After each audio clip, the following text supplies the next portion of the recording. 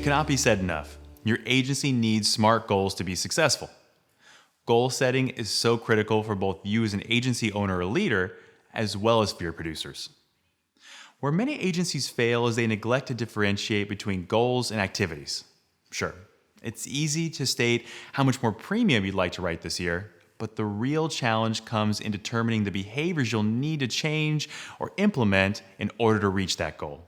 In this video, we'll help you understand the goal setting process so you can empower your producers to own their sales goals.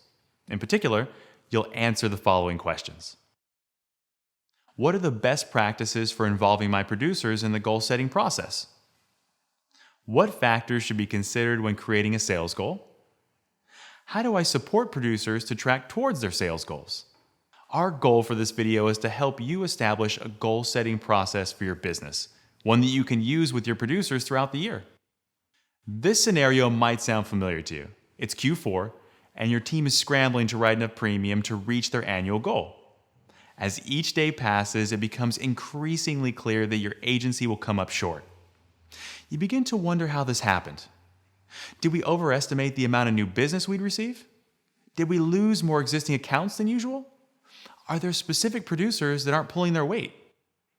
For many agencies, they find themselves asking these questions way too late in the year. That's why effective goal setting is so crucial. Strong goal setting includes a consideration of past agency behaviors and trends, as well as a deep understanding of future prospects. It's not sufficient enough to set a goal. These goals need to be data informed. Let's look at the main areas to consider when helping your producers establish a sales goal.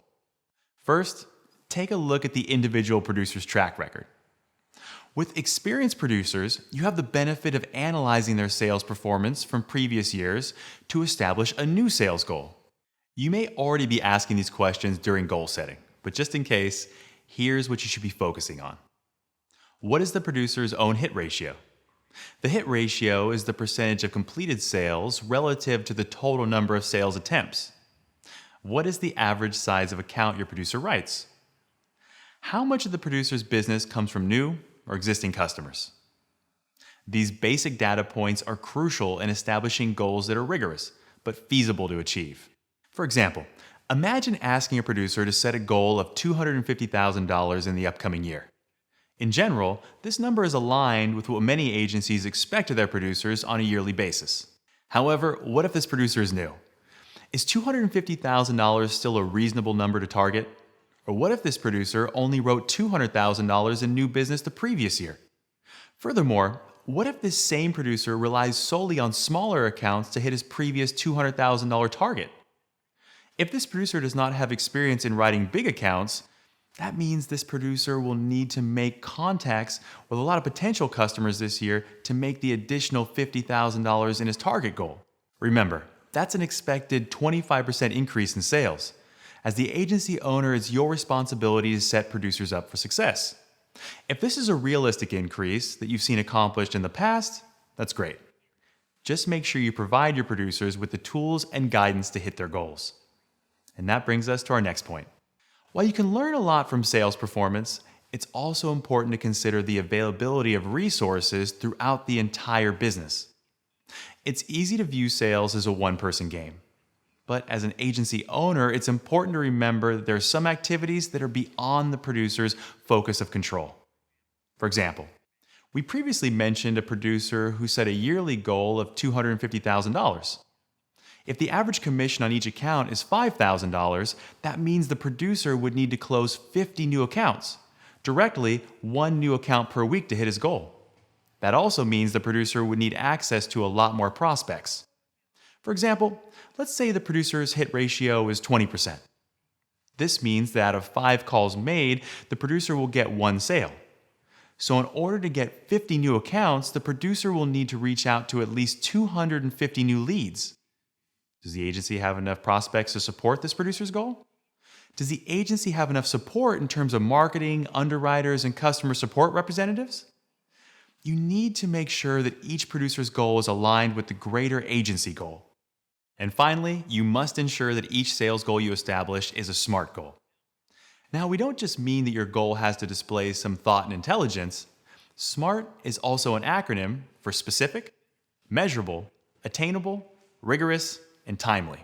A specific goal is one that normally has a number associated with it. For example, saying you'd like to write $150,000 in insurance this year is a specific goal. A measurable goal is one that can be tracked throughout the year.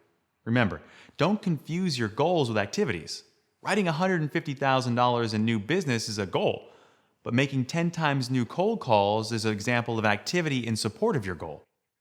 You should track your activities regularly. We recommend weekly, but no later than bi-weekly. It'll be your best indicator of how much progress you've made towards your sales goal, and whether or not you'll need to consider creating new activities. Here are some examples of sales activities that support your sales goal. I plan to make 2 times more calls this month than last month. I plan to attend 3 local networking events. I will reach out to 20 existing customers for referrals. The key is to ensure a direct connection between your weekly activities and your sales goals. If your activities are not having a positive impact on your goal, then take time to assess the issues, brainstorm new activities, and implement. The next part of this SMART acronym is attainable. This refers to how realistic it is to achieve the goal. As we discussed earlier in the video, you can use various data points to determine attainability of a goal. For example, have producers in the past hit this number? Have producers seen similar increases from year to year? And don't forget, you can always use industry averages to determine attainability. Depending on geographic location, you can expect a producer to write $200,000 to $250,000 in new business each year. Related to attainability is the next part of the acronym, rigor. If you've already proved that you can write $200,000 of insurance in a year, then keeping that goal, assuming no other external factors exist, will be too easy. You need to make sure your goal is a challenge. An easy litmus test for assessing your goal's rigor is if your goal doesn't scare you, it's probably not big enough.